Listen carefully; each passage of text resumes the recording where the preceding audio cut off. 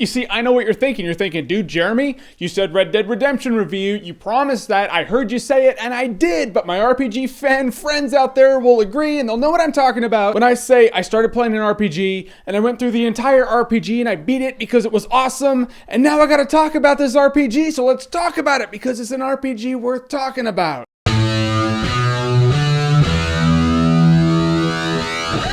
Final Fantasy VI, or Final Fantasy III as it was called on the Super NES in America, and the Wii Virtual Console still, I believe. But for the sake of this review, I'm gonna call it Final Fantasy VI because that's what it is. Alright, so Final Fantasy VI is an RPG from what I call the golden age of Squaresoft. They really put their time in their RPGs back then. You can tell just the entire crew had the mindset, they're like, this is our Deer Hunter, our Eiffel Tower, and it shows in games like this. Alright, so at least in my circle of friends and people I know and talk to, and I'm pretty sure people online, there are a couple of debates going on in the RPG communities, which is what's better, Final Fantasy VI or Final Fantasy VII, or what's better, Final Fantasy VI or Chrono Trigger. Either way, Final Fantasy VI is in the middle of all this, so that's the one we're going to talk about. So Final Fantasy VI is a sprite-based RPG from the Super Nintendo era. Yeah, none of these 3D graphics, sprites, old school. And as much as it sounds like that compromises the experience, it does not compromise the experience at all. 1,000 years ago, magic was really abundant, it was everywhere, and it led to the War of the Magi, which completely leveled the entire planet. The world was a wasteland, and then magic just simply vanished. Then steam and coal and industrial shit built the world back up. That's what technology's running on now, because magic's gone, or so everyone thinks. But there is a bit of it left, and a couple of maniacs are gonna try to get that magic and harness it, but they run the risk of wiping out the world again, so the good guys have to stop them. Just how the game starts out, the game is just completely cinematic, and you're like, okay,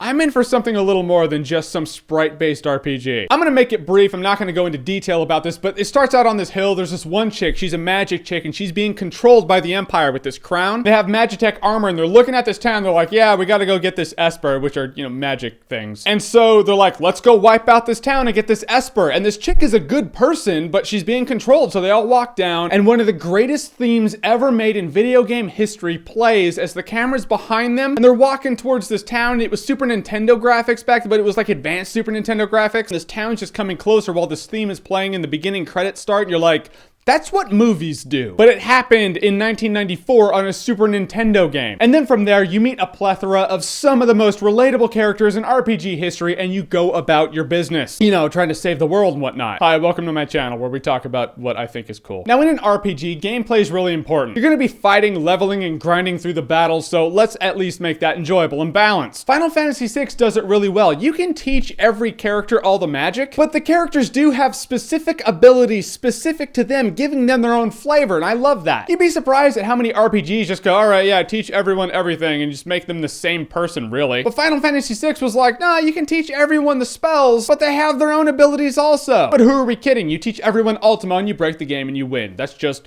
what will happen. Another element in RPGs that's important are the characters. Like I said, these characters in Final Fantasy VI, some of the most relatable ever made. I mean, they're little sprites. You shouldn't relate to them. I mean, you relate to Mass Effect 2 characters, yeah. But sprites? Really? Yeah, really. Because every character has relevance. You have these side quests that you can do for the characters, and it just, you learn a little more about them. There's a character named Shadow. He's a ninja. He really hops into your party when he feels like it. He's one of those mercenary types. He'll fight with you until he feels like he doesn't have to anymore, and then he just leaves. You might see him again, you might not. At a point in the game, he does permanently join your party, if you have patience and wait for him. But you would think that'd be the character with the lightest story. You're like, alright, mercenary character, who's gonna care? The answer? Yeah, you. Because the story they give him is really good. Don't get me wrong, the crew in 7, Cloud, Tifa, Aerith, I love them all. But the characters in Final Fantasy VI, I got more attached to, and I was thinking about it, I was like, why is that? Because Final Fantasy VI has, again, what a lot of games these days don't have, which makes me sound really old. These games these days. I don't mean to be like that, but I'm just saying the characters in Final Fantasy VI had their own themes. Not only is the theme to Final Fantasy VI one of the best themes ever made, but the character themes are fantastic. I mean, let's be honest about this. We can't talk about Final Fantasy VI without talking about its soundtrack and its soundtrack's composer, Nobuo Uematsu. The guy is a genius, complete musical genius. For comparison's sake, imagine paint to a painter is like an orchestra for a composer. In which case, using 16-bit Super Nintendo MIDI technology to create music would be like a painter painting with Crayola crayons. What did Nobuo Uematsu do with that technology? He created the Sistine Chapel with Crayola crayons, metaphorically speaking. I consider the Final Fantasy VI soundtrack to be his masterpiece in more ways than one. I could just listen to it all day long. You're listening to it, you're like, oh yeah, there's Shadow again. There's Cyan, there's Terra, and you're just right back there emotionally with the characters that you've bonded with, which are sprites from a Super Nintendo game. I guess that's the most impressive thing about Final Fantasy VI. When characters are 3D rendered, you expect that they're gonna feel more human. That's not always the case. These sprites feel more human than most things I've seen in games today. Like there's this one scene with an opera. It's one of the classic moments in this game where this one chick, she was raised to be a warrior in this empire and now she's working with you, but she's ultimately like, I've been bred for war. I know nothing else. And this one dude, one of your other guys, his name is Locke, he has kind of a crush on her and they have their own little thing going on, so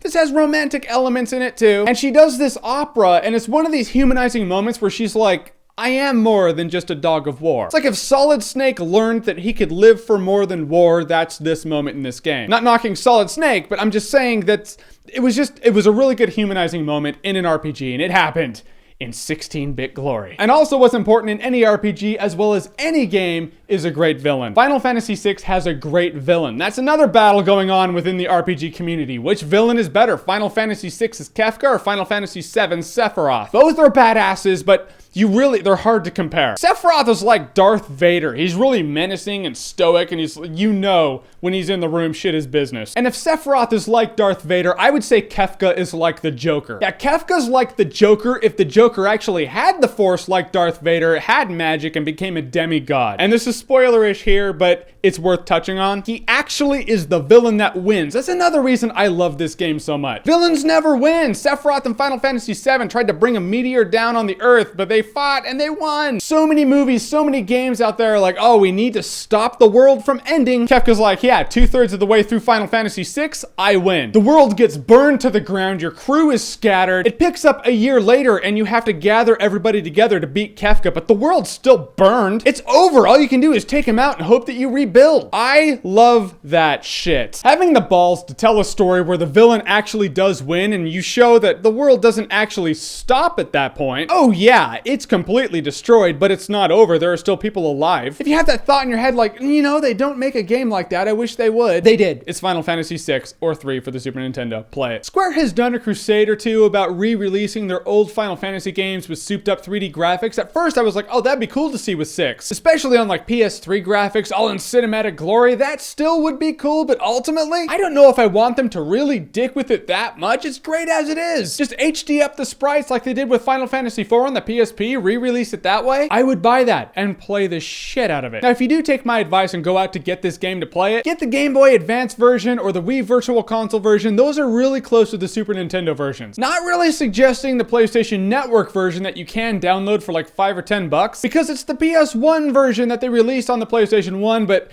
I didn't like the emulator. Some of the sounds were different. Instead of slashes, they were thuds. The battles infuriated me in the Super Nintendo version and the Game Boy Advance version. You get into a battle, it's like, but what? It hits you in the face. You're like, oh, okay, we're ready for battle. PlayStation version's a fade. It's all fade, load time. Boring. So yeah, Game Boy Advance, Wii Virtual Console version, or if you prefer, play it legit. The funny thing about the Final Fantasy games is they're so different throughout time that people are gonna say their favorite Final Fantasy is this, that, because of nostalgia, and that's really what it's there for. To nostalgically bring you back to that time that you dumped 100 hours into a game when you didn't have to, but you did because you loved it. And in that, a lot of people's first RPG was Final Fantasy VII. Mine was too. That was the first Final Fantasy that I played. Final Fantasy VII. That's my nostalgic Final Fantasy. I didn't play Final Fantasy VI until it came out for the Game Boy Advance. My brother played the shit out of it in the 90s, so I was like, oh yeah, that game that you were ball hogging the TV with, yeah, I don't want to play that. But I finally did, and Final Fantasy VII being my nostalgic game, I'm saying to me, Final Fantasy VI is actually better. Not knocking 7. 7 is fantastic. It's a great game. I'd love to review that after Red Dead Redemption. I did make that promise. There's something about 6. It's one of the greatest RPGs ever made to me. The one that rivals it to me is Chrono Trigger. Do I prefer Chrono Trigger or Final Fantasy VI? The answer is yes. Best I can do for you. I would love to see Final Fantasy VI be like an HBO series, 3 seasons long, live action, make it like Game of Thrones. I would die happy. In fact, if there's a producer out there who wants to start a Kickstarter I will contribute to that. So like I said, one of the greatest RPGs ever for me. Most relatable characters, killer soundtrack, badass villain, great plot, great story, great battle system. I can't find any flaws in this game. The only flaw is that in the older versions, like Super Nintendo version, there's no run button. You walk until you get sprint shoes, but until then, walk. Final Fantasy VI is, without a doubt, of a caliber all its own, and it is awesome-tacular. Alright, in a world of subjective opinions for Final Fantasy games, I have not counted you out. Every opinion counts, every opinion matters. What is your favorite Final Fantasy game out there? Comment below, let me know. And as always, if you like what you've seen here and you want to see more, click right here to see more.